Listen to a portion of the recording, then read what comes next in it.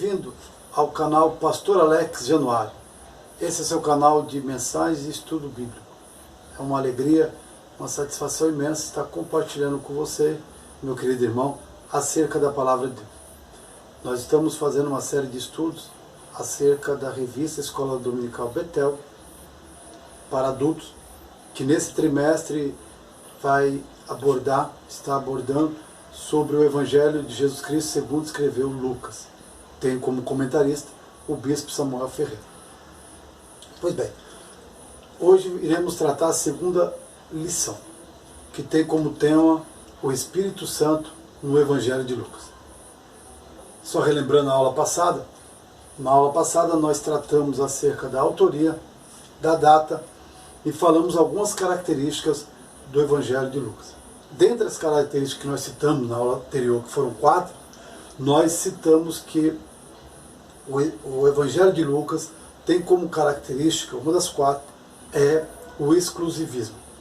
Tem alguns assuntos que só aparecem em Lucas. Lucas, por ter sido um historiador muito detalhista, nos seus escritos ele busca trazer uma linguagem própria. Então, muito do assunto de Lucas você encontra apenas no Evangelho de Lucas. E hoje, na lição sobre o Espírito Santo, é uma outra característica de Lucas. Lucas, dentre os 4 evangelhos, é o que mais utiliza dessa temática sobre o Espírito Santo. E na lição, nós vamos ver a ação do Espírito Santo em 3 tópicos: a infância, o ministério profético de Jesus e também o relacionamento Jesus e Espírito Santo. O tópico 1, que vai falar sobre a infância, e nós já citamos alguma coisa na aula passada, você observa que tanto no nascimento de Jesus quanto no nascimento de João Batista, o Espírito Santo ele está agindo de forma direta ou indireta. Quando nós falamos indireta, ele está agindo no contexto histórico. Apesar de não aparecer a palavra Espírito Santo, mas no contexto histórico você vai ver que o Espírito de Deus está agindo. Como, por exemplo, podemos mencionar o censo que César ele edita para que todo judeu fosse se alistar na sua cidade natal. E como José morava em Nazaré, ele teve que ir com Maria, sua esposa, para Belém. E nisso o Espírito Santo está trabalhando. Por quê? Lá em Miqueias, a Bíblia vai dizer que o Salvador nasceria em Belém, na cidade de Davi. Então o Espírito Santo trabalhou para que essa profecia se cumprisse. Ok? Nós vamos ver no tópico 2 da nossa lição o ministério profético de Jesus. E aí o autor da lição ele vai abordar 3 pontos interessantes: batismo em água, ministério de milagres e o ensinamento de Jesus. Observe que no batismo em água nós vamos ver 2 personagens que Lucas faz questão de tratar. O primeiro personagem é João Batista. Lucas, no capítulo 1, versículo 15, o escritor vai dizer que João Batista, quando ele ainda estava no ventre de sua mãe, ele já foi ali no ventre da mãe, cheio do Espírito Santo. E ele nasceu, foi criança, adolescente, jovem, tornou-se adulto, cheio do Espírito Santo. Já adulto, ele vai para o deserto, e lá no deserto ele começa a proferir a palavra de Deus, a proclamar o arrependimento. E lá no deserto, muitas pessoas começam a ouvir a sua mensagem e começam a se converter, começam a dar crédito, e a sequência disso é que João Batista começa então a realizar o batismo nas águas. E em uma determinada ocasião, João Batista estava realizando a obra de Deus e começaram as pessoas a questioná-lo, dizendo: João, és tu o Cristo? E João, consciente de que ele era apenas o precursor, aquele que viria para preparar o caminho, João, ele diz: não, eu não sou o Cristo. Aquele que virá após mim é antes de mim e é muito mais poderoso do que eu. Eu batizo vocês com água, mas ele virá e vos batizará com o Espírito Santo e com fogo. O segundo personagem é que é apresentado por Lucas em um momento em que João Batista está realizando a obra, e quem aparece? Aparece Jesus para ser batizado por João. Naquele momento, naquela oportunidade, Jesus é batizado, e quando Jesus está ainda na água, ele está orando, e o evangelista Lucas vai dizer: e Jesus orando, o Espírito Santo veio sobre ele. Ou seja, o Espírito Santo é um agente ativo também no batismo. O tópico 2 e o ponto 2 desse tópico, o escritor, comentarista, bispo Samuel Ferreira, vai falar sobre o ministério de Jesus, que era o ministério de milagres. Um dia, Jesus estava na sinagoga de Cafarnaum e foi dado a ele o livro, o rolo. E quando Jesus pega aquele rolo para ler, ele lê, e Lucas registra no capítulo 4, versículo 18, que diz que ele estava lendo a profecia de Isaías no capítulo 61, versículo 1. E o Espírito do Senhor está sobre mim, e ele me ungiu. Ungiu para curar, para pregar, para libertar. Então, Jesus olha para aquelas pessoas que ali estavam e diz: hoje se cumpre perante vós esta palavra. O ministério de Jesus foi um ministério de milagres. Jesus curou cego, Jesus curou leprosos, Jesus libertou pessoas endemoniadas, pessoas que estavam possessas por legiões, porque o ministério de Jesus era um ministério de milagre. Por que era um ministério de milagre? Porque o Espírito do Senhor estava sobre ele. O tópico 3, e a continuação, ele vai dizer que o ministério de Jesus também era um ministério de ensino. E no ministério do ensino de Jesus nós percebemos também a ação do Espírito Santo. De que forma, pastor? O Espírito Santo dava a Jesus uma sabedoria e uma autoridade que as pessoas paravam e perguntavam: mas que homem é esse? Que doutrina é essa? Que homem que fala com tanta autoridade? Por quê? Porque tinha a ação do Espírito Santo. Na nossa lição, tópico 3, Jesus e o Espírito Santo.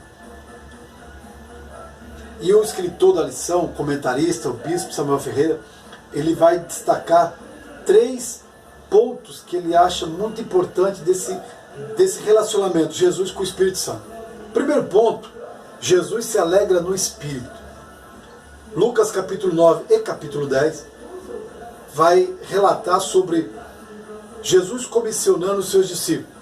Na primeira oportunidade, no capítulo 9, ele chama os 12 e diz para os 12 ir pregar a palavra em alguns vilarejos, algumas aldeias.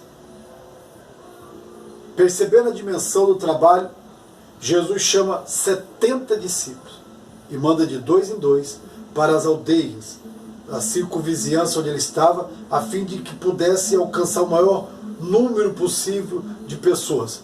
E Jesus dá a ordem: vá, dê a paz, cure os enfermos e pregue o evangelho do reino. Feito isso, os discípulos foram os 70, e a Bíblia diz que logo adiante eles voltam, retornam, e quando eles retornam, meus queridos irmãos, eles trazem consigo um relatório fantástico. E eles todos eufóricos, alegres, eles dizem para Jesus: Senhor, que bênção! Nós entramos nas aldeias, pregamos, nós curamos enfermos, nós anunciamos o reino, mas além disso, até os demônios se sujeitaram a nós. E Jesus olha para os discípulos e Lucas registra que ele se alegra no Espírito Santo. Glória a Deus. Que bênção. Que bênção é quando nós fazemos a obra de Deus de acordo com a vontade de Deus e debaixo da unção sobrenatural do Espírito Santo. Há uma alegria indizível, indescritível, incomensurável para aquele que faz a obra de Deus debaixo da orientação do Espírito Santo. Observe que coisa interessante. Jesus se alegra no Espírito porque os discípulos trazem esse relatório positivo. Preste bem atenção, coloque isso na sua vida. Faça a obra de Deus debaixo da orientação do Espírito Santo, que a alegria virá no seu coração de forma indescritível. O tópico 2, ou subtópico 2, ele vai dizer: Jesus ensina como receber o Espírito Santo. Olha que coisa fantástica abordada pelo bispo Samuel Ferreira. Ele vai dizer assim: o segredo do sucesso ministerial de Jesus era baseado em 2 pilares. Primeiro pilar, ele agia em perfeita harmonia com o Espírito Santo. Jesus fazia tudo em harmonia com o Espírito Santo. Segundo pilar, a oração. E deixa aqui abrir um parênteses. A oração também é uma das características do Evangelho de Jesus Cristo, segundo escreveu Lucas. Lucas trata, mais do que os outros apóstolos, ou melhor, mais do que os outros evangelistas, essa temática da oração. A oração, Lucas vai tratar dizendo que ela não pode ser utilizada apenas naquela visão de querer pedir as coisas materiais. A oração, ela tem uma função muito maior do que isso, muito mais valiosa do que isso. Não estou dizendo, me permita a minha franqueza, não estou dizendo que você é proibido de orar pedindo um carro, uma casa, uma cura, uma promoção no emprego. Não, isso você pode fazer, é correto, está na Bíblia. Porém, a oração tem uma função maior. Qual é, pastor? A oração, quando você tem uma vida de oração, e Jesus, Lucas relata que Jesus tinha essa vida de oração, a vida de oração, ela propicia 2 coisas importantes, e eu quero que você guarde. Primeira coisa, ela propicia viver a vida em abundância, que Jesus falou, e foi registrado em João capítulo 10. Eu vim para que tenha vida e a tenha em abundância. Viva uma vida de oração e você usufruirá da vida em abundância. A segunda coisa que a vida de oração propicia, segundo a revista, é uma habilitação especial para servir o próximo com alegria. Com alegria. Veja que Lucas ele vai tratar da ação do Espírito Santo na vida de Jesus. E essa ação do Espírito Santo, Lucas vai dizer que era o segredo do sucesso ministerial de Jesus Cristo. Portanto, meus queridos irmãos, aqui está um breve comentário da nossa segunda lição da revista da editora Betel para adultos, que nesse trimestre está abordando, comentando sobre o Evangelho de Lucas. E aqui eu encerro esse comentário pedindo a você que não se esqueça, comente, dê a sua opinião, dê a sua sugestão de temas para nós juntos meditarmos na palavra e fortalecer a nossa fé. Não se esqueça também de divulgar o nosso canal no YouTube, Pastor Alex Januário, PR Alex Januário. Coloque ali, marque o sininho de notificação para que quando eu postar novos vídeos você possa ser avisado.